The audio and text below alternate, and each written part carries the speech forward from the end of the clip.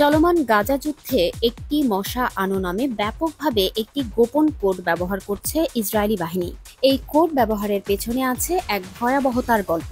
বার্তা সংস্থা এপি জানিয়েছে, ইসরায়েলিরা একটি মশা আনো বলার মাধ্যমে মূলত ফিলিস্তিনিদের বোঝায়। তারা ফিলিস্তিনিদের মশা বা ভিমরুল সহ বিভিন্ন অপমানজনক নামে ডাকে। কমান্ডারদের নির্দেশনা পেলে সাধারণ সেনারা নিরীহ ফিলিস্তিনিদের রাস্তা বা যে কোনো জায়গা থেকে ধরে আনে। এরপর তাকে ব্যবহার করে মানববর্ম হিসেবে। অর্থাৎ ইসরায়েলি সেনারা যখন গাজার কোনো ভবন অথবা সুড়ঙ্গে অভিযান চালাতে যায়, তখন এই ফিলিস্তিনিদের মানববর্ম হিসেবে ব্যবহার করে। সেনারা পেছনে থেকে আটককৃত ফিলিস্তিনিদের আগে সেই ভবন বা সুড়ঙ্গে পাঠায়, যেন কোনো বোমা পুঁতে রাখা হলে বা কোনো যোদ্ধা থাকলে আগে ওই ফিলিস্তিনি ক্ষতিগ্রস্ত হন। বার্তা সংস্থা এপি দুজন ইসরায়েলি সেনা ও প্রত্যক্ষদর্শীর বরাতে এমন ভয়াবহ তথ্য তুলে এনেছে। আন্তর্জাতিক আইন অনুযায়ী বেসামরিকদের কোনোভাবেই সামরিক অভিযানে ব্যবহার করা যাবে না, কিন্তু ইসরায়েলি সেনারা গাজা ও পশ্চিম তীরে আগে থেকেই এই কৌশল অবলম্বন করত। কিন্তু গাজায় যুদ্ধ শুরু হওয়ার পর এটি ব্যাপকভাবে ব্যবহার করছে। ওই দুই ইসরায়েলি সেনা কর্মকর্তা বার্তা সংস্থা এপিকে জানিয়েছেন, উচ্চ পদস্থ কর্মকর্তারা এই নিষিদ্ধ পদ্ধতি ব্যবহার সম্পর্কে জানেন, কিন্তু তা সত্ত্বেও তারা কিছুই বলেন না।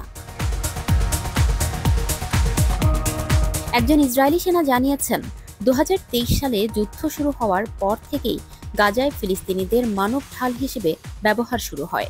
এরপর 2024 সালের মাঝামাঝি সময়ে এর ব্যবহার বহুলাংশে বৃদ্ধি পায়। মানব ঢালের ব্যবহার এতটাই বেশি শুরু হয় যে রেডিওতে নির্দেশনা দেওয়া হতো, একটি মশা আনো। এর মানে সেনারা জানত এবং তারা নির্দেশনা অনুযায়ী কাজ করত। ওই সেনা কর্মকর্তা আরও জানিয়েছেন, তিনি গাজায় 9 মাস ছিলেন।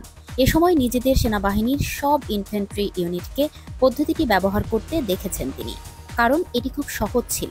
চাইলেই রাস্তা থেকে কোনো ফিলিস্তিনিকে ধরে এনে মানব ঢাল হিসেবে ব্যবহার করতে পারত তারা। এর মধ্যে এক ফিলিস্তিনি মানব ঢাল হিসেবে কাজ করতে গিয়ে নিহত হয়েছেন। এপিকে ওই ইসরায়েলি সেনা জানিয়েছেন, একটি ইউনিট এক ফিলিস্তিনিকে ধরে এনে একটি বাড়িতে প্রবেশ করায়। তখন ইসরায়েলি সেনাদের আরেকটি ইউনিট সেখানে ছিল। তারা তাকে ফিলিস্তিনি যোদ্ধা ভেবে গুলি করে। এতে তিনি প্রাণ হারান।